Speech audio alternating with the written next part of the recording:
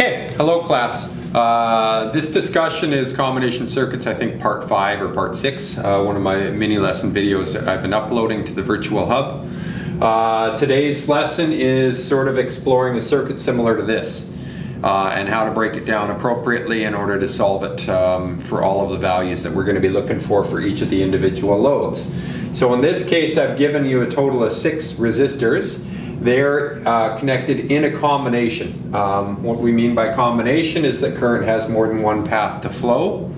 Okay, so we're going to start up here with our current flow. It can come through R1, but then it'll divide out between this branch and that branch and then come back together. If I were to draw that up, we could show you that there would be a value heading up and the same value all along here,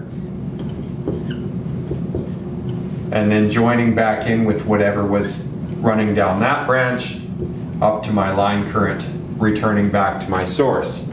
Okay, now the key with solving these circuits is redrawing them and simplifying them out. We need to work back to an R total with this. Okay, and in order to do that, I'm just going to sort of go through step by step, understanding the relationship between the different resistors. Okay, it's fair to say that if we looked on the outside branch here, that R4, R5, and R6 are all in series with each other because the same current is flowing through them the whole way. But all of this is in parallel with R2. Okay, once we simplify this series portion, we could end up redrawing this circuit.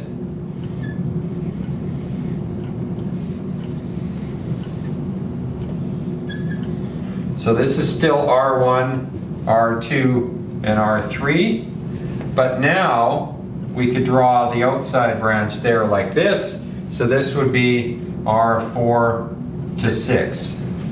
Okay, so that's 4, 5, and 6 added together. All right. Once we've worked that out, we can see that these are in parallel, so we can simplify this one step further and go with this. So this is still R1 and R3, but now this is the parallel, R2 and then 4 to 6. Okay? One step further, we'll take it up this way so that I'm using all the board, and we're going to end up getting an R total.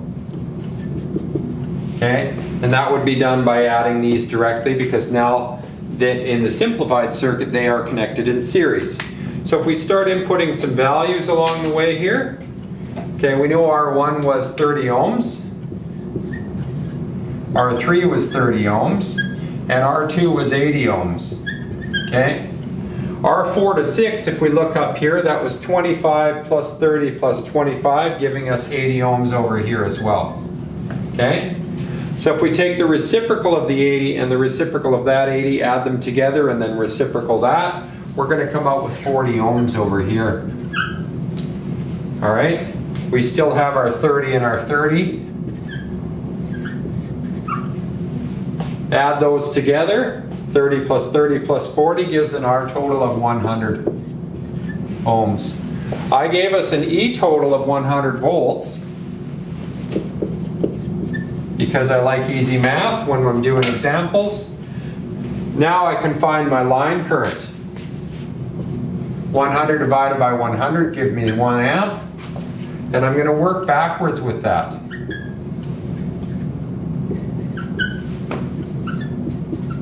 Okay? And there's a reason for it.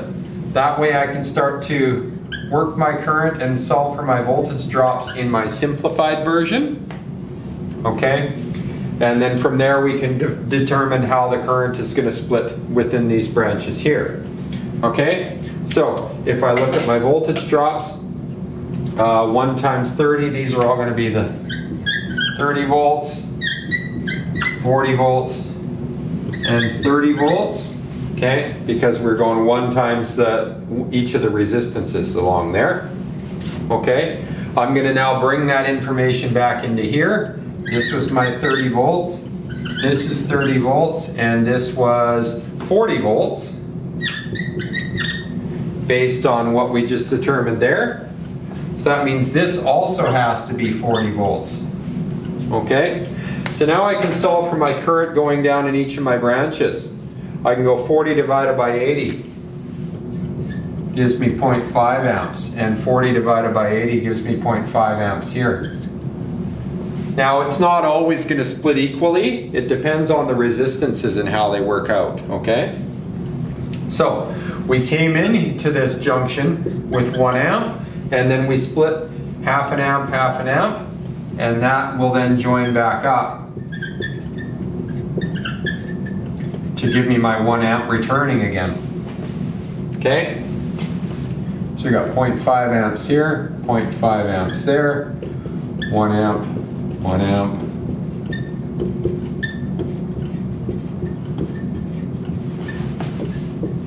You don't need to draw this much information when you're doing this. I'm just doing it as an example. Okay? And then from here, we can now work back and solve for our voltage drops that we've got left over. Now remember, this was 30 volts, this is 30 volts, this was 40 volts, okay? But then R4, R5, and R6 have to add up to 40 volts, and they do so by going 0.5 times the 25, giving me 12.5 volts, 12.5 volts, and then 0.5 times the 30, giving me 15 volts. 15 plus another 25 equals the 40 volts, okay? From there, we could multiply the voltage drops times the current at each of those resistors and solve for our power. We could then confirm everything with our R total and E total and power total and all of that fun stuff, okay?